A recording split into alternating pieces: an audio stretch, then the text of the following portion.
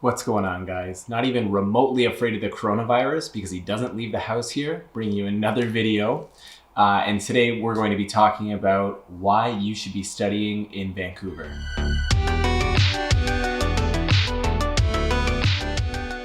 So I'm originally from Ontario. I lived in Niagara Falls most of my life. And so I've been out in Vancouver for about 3 months. And I've been studying at BCIT, which is it's a pretty good school out here. It's not one of the top schools like UBC or SFU, but BCIT has a really good reputation. So what I've learned so far is that the standard of education is much higher here than in Ontario. The quality of the education, I find, because I studied in Ontario too, I went to college out there, and I don't want to name the school, but this one is so much better. I feel much more at home, and I feel like I'm learning more at this school.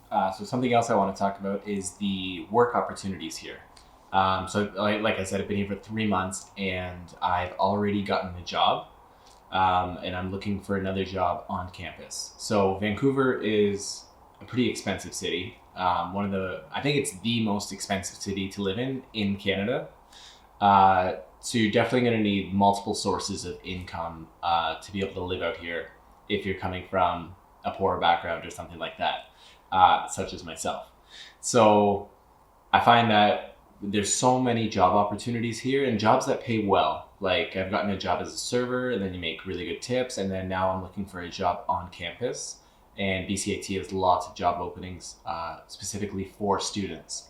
Now I've seen job postings at UBC and SFU and Capilano University all around my area, specifically for students. So I know that that's like a big culture thing out here that's different from Ontario. The third one I want to talk about is the transit system. Oh my God, it's so good. There's a thing called the SkyTrain here, and it solves all your problems. So I love driving. In Ontario, I had my driver's license, and I loved it, but it can get super expensive with gas and oil changes and everything like that. Now, coming out here, I wasn't sure if I could afford to drive, so I didn't bring my car out here, and I got free transit with my schooling. Like, it's paid for through the school. So I might as well utilize it. Now, one of the things I immediately noticed when moving here was that the SkyTrain is phenomenally built, and it gets you from like completely across the city in like half an hour, 45 minutes. It can't be beat. And there's no it's not looked down on for taking like the public transits. I know sometimes like in Ontario, especially like from my city in Ontario, if you take public transit, it can kind of be frowned upon, like, oh wow, you don't drive, like you I don't know. So it gives you kind of like it makes people look at you differently, and they expect you to drive in my city. So coming out here and seeing everyone takes the SkyTrain because it's like easier, cheaper, and more convenient is so cool. So another thing is that the SkyTrains come every like 2 or 3 minutes during the day, and then at night more like 9 or 10 minutes. But during the day, like you can just go to a SkyTrain station and there's going to be one there like almost instantly. So that's really, really cool and so convenient for if you're living outside of the downtown area and you're working in downtown, or whatever your case may be when you come to Vancouver. The public transit system is amazing. So now the public buses they take a little longer. I think it's about 7 minutes between every bus, which is still really good. Just takes a little bit longer, but yeah, so the public bus system is just as good as the SkyTrain. So education, work, traveling around the city. Number 4, let's do food. So food is like, there's so many different types of restaurants here, and there's so many different cultures. One of the cultures I noticed immediately was the cafe culture here. Everyone in Vancouver loves cafes. They love to sit in a cafe and just talk for an hour and sip on their latte. That's a completely different vibe than Ontario. Forgot where I lived before. But yeah, so Ontario is more like busy and bustling, and people don't have time to sit down and just relax and people watch and enjoy a coffee. Um, I feel like Ontario's got more of the, like Toronto has more of the New York City vibe, while Vancouver has more of the like Los Angeles vibe to it. Um, so specifically the cafe culture and kombucha. Like I don't know if you've heard of kombucha before, but it's this like I've never heard of it before coming to Vancouver, and then it's so big here. It's like drinking fermented pop. I'm not too sure what's in it. I've only had it a couple times since I've been out here. It's not my favorite thing, but it's really really healthy, and there's a huge culture around it. So it's like this, yeah, I don't know, it tastes kind of like a pop, but it's like something fermented. And a lot of bars serve it, a lot of cafes serve it, and everyone drinks this stuff out here. And another one is vegan culture. A lot of vegan restaurants out here and a lot of vegetarian lifestyles. I've noticed that since moving out here, I've lost weight, gained muscle, and it's all because like I am not vegetarian or vegan, but I've incorporated it in my diet more just because it's around me more. More restaurants offer it on the menu and things like that, and there's more vegetarian geared towards restaurants. The fifth reason why you should move here is the weather. So I've been here 3 months, and it's currently March, middle of March, and it's beautiful out. I went for a walk today. It's sunny and nice, and I just wore a sweater. I think in Ontario right now it's snowing. I think any other Canadian city in the middle of March, there's probably snow on the ground or it's just starting to melt. But in Vancouver's just completely different. It stands out as the warmest city in Canada. So if you like milder temperatures and you like to be a little on the warmer side and you don't want to experience the cold Canadian winters, you have to come to Vancouver. Also, if you like warm temperatures, smash that like button. It really helps the channel grow for the YouTube algorithm. And you might as well hit subscribe while you're at it. So I just wanted to give a quick view from my apartment. So you can see the mountains off in the distance. And it's the middle of March, and it's beautiful out. You can see the SkyTrain too, the public train right there. So Vancouver is an international city. Something I learned about that is like there's so many different cultures here, and so many people are already here studying. So specifically in my course at BCIT, there's like I think 3 people that hold a Canadian passport, and like 47 are international students. And that's really amazing to me.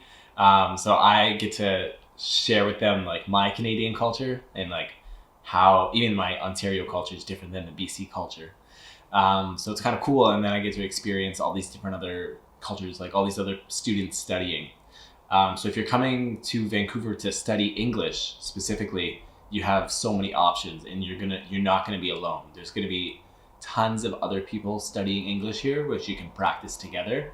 And I think that's a really, really good option to look into.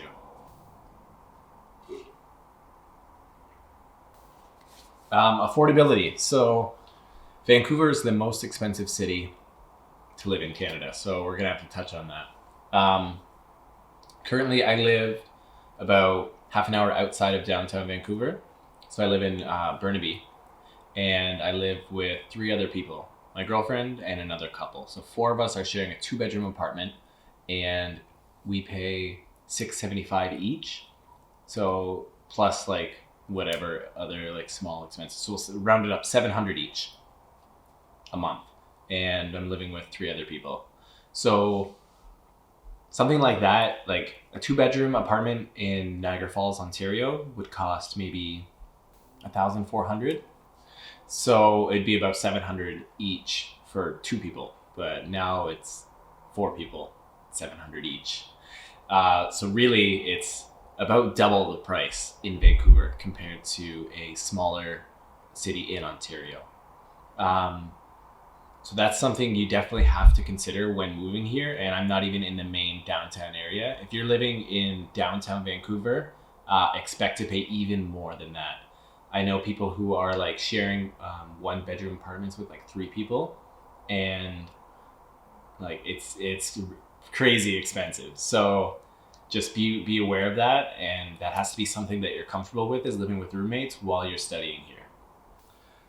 So lastly, I want to talk about the different things to do in Vancouver. Are we on 6 or 7 topic? I don't know. So there's so many different things to do in Vancouver that like you could study here for 10 years and not be able to do it all. Like a lot of stuff is just outside of downtown too. Like Grouse Mountain is like, I haven't been there yet, but I really want to check it out. And then there's things downtown like Science World and Stanley Park is with the most famous, like kind of like our Central Park, our New York City Central Park is our Stanley Park here. And so it's just beautiful. It's huge, stunning, and amazing. Other things to do is like Granville Island. So we're right by the ocean here. So there's lots of docks and wharfs and beaches and stuff like that. And then there's lots of like shopping centers and night markets.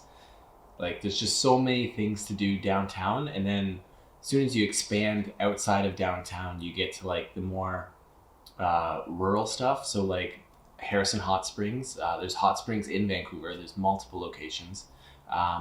Harrison Hot Springs is the one I've been to personally, and I had a great time. It's so nice there. It's so relaxing and rejuvenating. Whistler, of course. So Whistler's like the most famous ski resort here. And I've only been there for like a short period of time, but it was absolutely beautiful. So going there in the winter is famous for like skiing and snowboarding and things like that. And then in the summer, it's a really, really popular hiking spot. So Whistler's great year round. And it's only about an hour's out from Vancouver. But just to recap, just to sum everything up, you should be considering Vancouver if you want high quality education. If you are okay with having multiple sources of income, because Vancouver is a really, really expensive city. Transit. If you're okay with taking public transit, it's readily available and it's really, really convenient here. So public transit. And weather. If you like mild weather conditions, you're not a big fan of the snow, because Vancouver doesn't get much snow, but you can always go to Whistler if you do want snow. But if you're more into the milder weather conditions, then I would definitely suggest Vancouver. And you have to be okay with the expensive rent, and you have to be okay with the culture, I guess, because Vancouver is a very liberal city. Compared to our next door neighbors, Alberta, they're more conservative. So I feel like as long as you're okay with the vegan culture, the cafe culture, like kombucha, like that kind of liberal vibe, then you're going to love Vancouver. If that's not your style, maybe like Calgary or Edmonton or like even Toronto might be a better city for you. But Vancouver really does have that hippie, relaxed, expensive lifestyle. So definitely consider moving to Vancouver if you feel like those things suit you. Thanks for watching. Make sure to hit that like and subscribe button for more content, as this is one of my like very, very first videos. I'm going to keep talking about this kind of stuff and keep exploring around the city. Cheers.